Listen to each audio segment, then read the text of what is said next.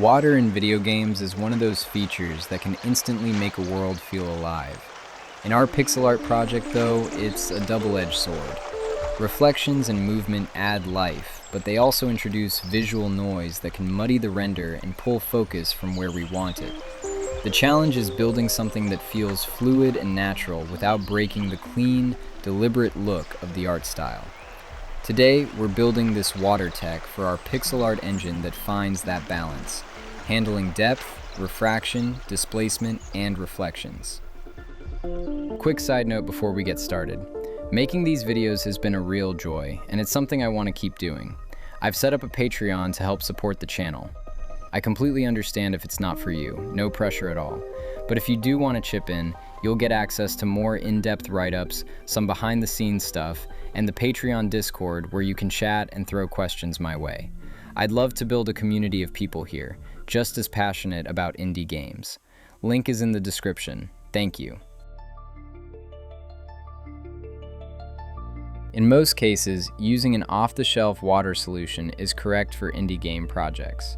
The typical effects that water introduces, such as reflections, are computationally demanding, and in lots of games, a screen space alternative is used as a compromise.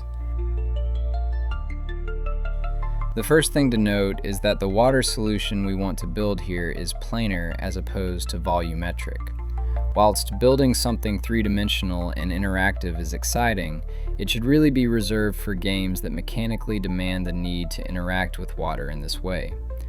This is part due to the computational expense of simulating water, and even in games that do incorporate this, it is oftentimes a stylized simplification. So, we want to build a planar water solution. The best place to start is adding a plane. We can look at this as our canvas for trying and adding water effects. We can start with this simple blue transparent surface and gradually add more processes to improve the result. The first issue we should look at is building in our low-resolution textures to convey a sense of depth through the water. When building anything, we should try to solve for the highest risk components first. In this case, it's making use of the data produced in our multi-stage pipeline. As an observer, when we look through water, the further a ray of light travels through that water, the more light gets absorbed and scattered. This is why objects deeper underwater appear darker and lose their color. In order to simulate this in our project, without actually tracing any rays, we can use our depth texture to skew the color darker of any objects, scaling this tint by the distance under the surface. To implement this in our shader, we calculate a depth fade value that represents the distance light travels through the water, ranging from 0 at the surface to 1 at maximum depth. We then use a linear interpolation, or LERP, to blend between our shallow and deep watercolors based on this depth value. The deeper the view, the more the deep color dominates. Now, if we look at this in the engine, it's easy to see the impact this has on the scene. Look how the color shifts from shallow to deep as we look further down through the water. Something worth noting here is that the depth is continuous and creates this gradient effect, so it will be important that our water gets included in quantization to not break the pixel art aesthetic. But water in the real world is rarely ever static, nor a completely flat surface. Light changes speed when it enters a liquid, and this change causes it to bend, a process called refraction. When the water surface is rippling, each wave creates a different angle, bending light rays in different directions and creating a wavy, distorted view.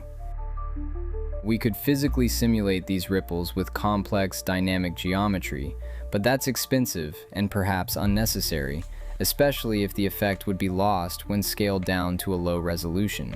Instead, we can fake the effect by distorting the underwater colors using noise patterns, resulting in a visually similar effect for a fraction of the cost. The trick here is to generate an animated noise texture and then use it to offset where we sample the screen's color value.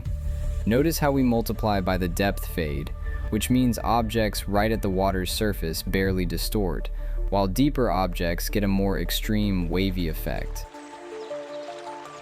The benefit of implementing this as a color modifier means any additional effect we add to the water, such as reflections, will go through this same distortion process.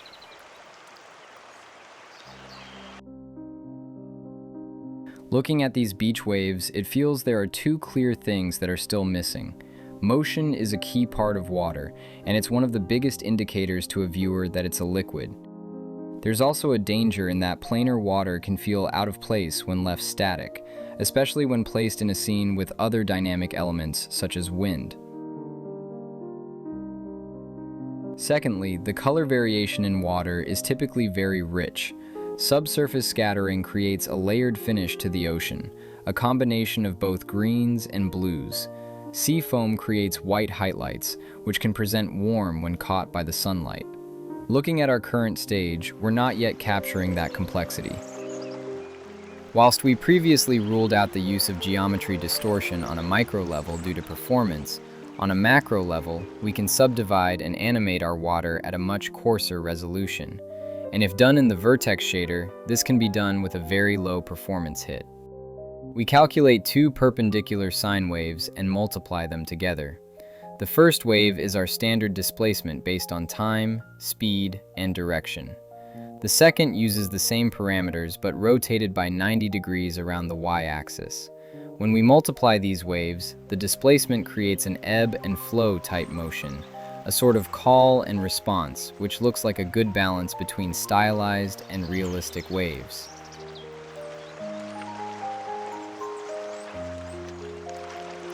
And now returning back to look at color. The water we currently have is missing that layered surface we saw in our reference. If we want to look at adding foam around the shore, we first need to detect where the shore exists. The shader does this by comparing two depth values, the depth of the ground beneath the water and the depth of the water surface itself. Where these two depths are close together, the pixel is at the intersection between geometry. Where they're far apart, we're looking at deeper water. This comparison gives us a depth fade value, which we can use as a mask to apply some texture. In our case, the shoreline foam band is typically only 1 pixel thick, so the texture is kept simple. There's definitely the case to be made that we could reuse our outlines tech to also paint in shore foam. But to me, the shoreline sometimes breaking up and being imperfect makes it feel more natural. Beyond the shoreline, we also want foam scattered across the water's surface. For this, we're essentially painting highlights onto the water. We achieve this by sampling a noise texture, setting a threshold for how much foam you want, and compositing it on top. Animate it, and you get those shifting white caps that catch the light and add visual complexity to the surface.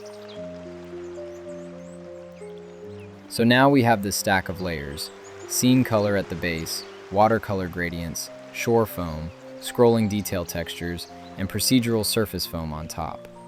Each one blends into the next, and each one gives us control over a different aspect of the look. By adjusting blend weights and swapping textures, we can create vastly different looks from the same shader. Dark, stormy ocean water, or bright tropical lagoons. It's just a matter of which textures we feed in and how we balance the layers.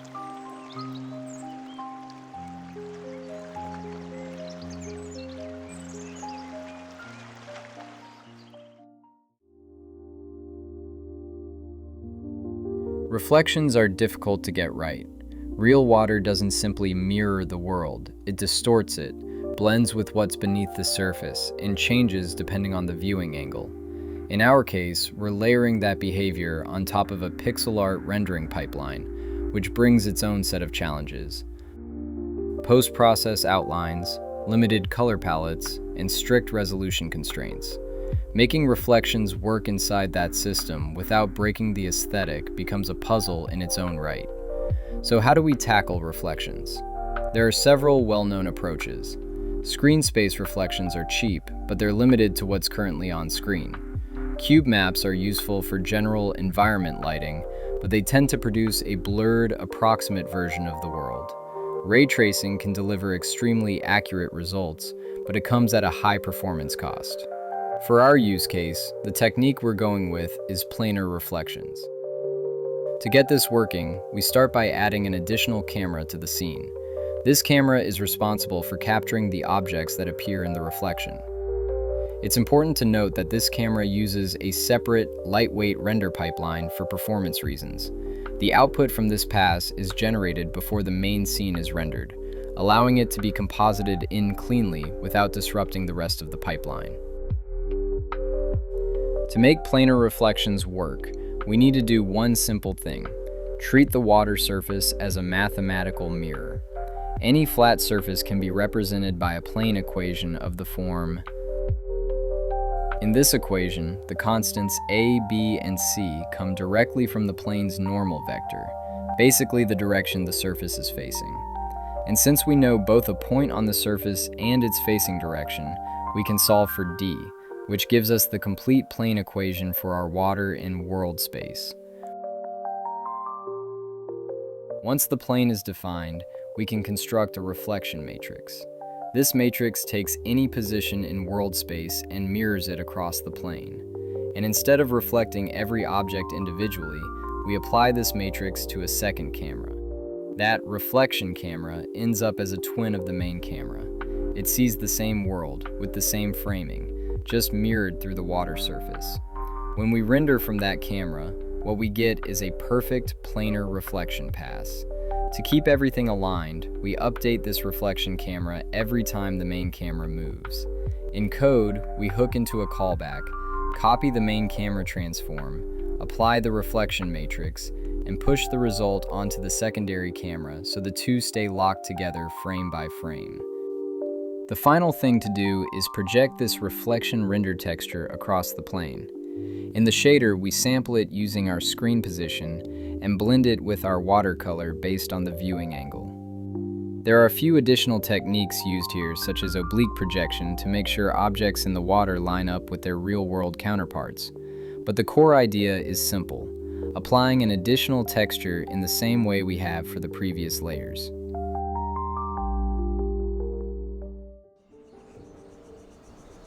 Alright, with all the pieces in place, color, refraction, waves, foam, reflections, let's take a look at how it performs in different scenes.